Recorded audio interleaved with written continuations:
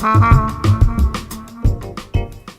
this is Greg Harrelson here with Century 21, the Harrelson Group, and I just wanted to send out another video or create another video regarding for-sale owners. As you may have seen some other videos that I've been doing lately, I'm talking about for-sale owner and giving out advice because it is becoming something that consumers are talking about more and more and more. As confidence goes up in the economy, or at least in the local real estate market, then more owners feel like, hey, maybe I'll try a month or two to try to sell it on my own and see if I can save some commissions. So this is just another thing that I see coming up a lot that are creating problems for sale by owners, and I really think it's unnecessary problems. It's things that can be prevented. So today I just want to share with you a little bit about writing offers, writing a contract. So let's just assume for a moment that you ran an ad and you got a buyer. That buyer was pre-qualified, you brought them into your home, they fell in love with your home, the husband and the wife just agreed that they want your home, you started talking about price and you came to an agreement. You actually had a meeting of the minds as to what price that you would be willing to sell it for and what they would be willing to buy it for. So now you've got to go ahead and take the next step, which is going to be writing a contract. I have seen for sale by owners literally write contracts on note paper, and that is a no-no.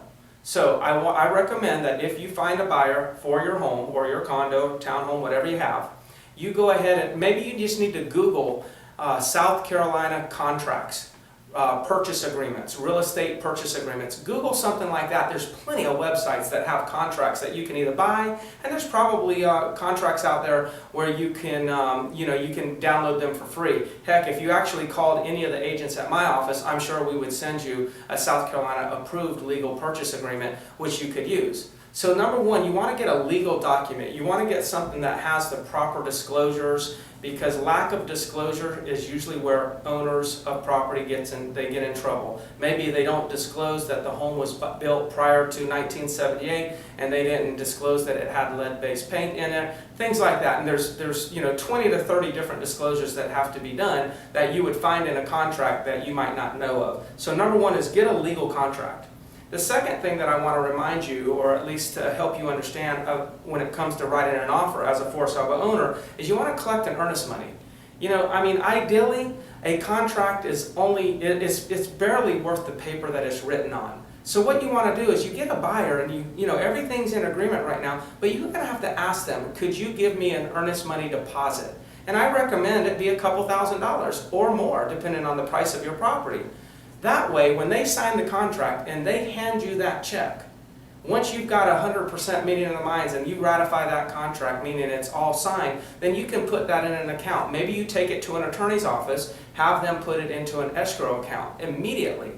The key is if that buyer gets remorse later on and decides to back out, then they may have to forfeit that few $1,000s.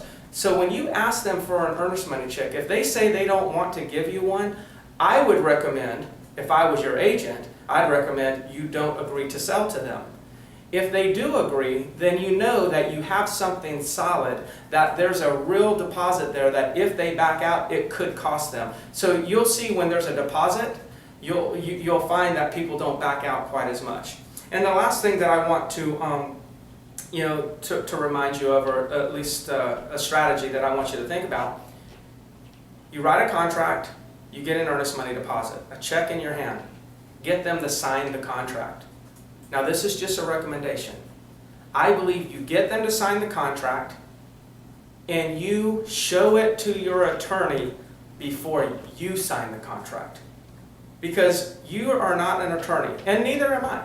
What you want to do is you want to write it on a good contract, on a legal and binding contract, get them to sign it, get them committed, but before you ratify it, get an opinion from an attorney, or maybe you get an opinion from a realtor if they're kind enough to help you, but go to an attorney and ask them, hey, do you see anything wrong with this contract? You want to make sure that you have somebody looking over your shoulder, making sure that you're doing it right, that you're disclosing what you're supposed to disclose, so you don't get into any legal battles or have any legal liability that can come back and haunt you. You don't want to get sued over something like this. So number one, you want to download a good contract. Number two, you want to get an earnest money deposit. And number two, you want an attorney to review the contract prior to you signing it.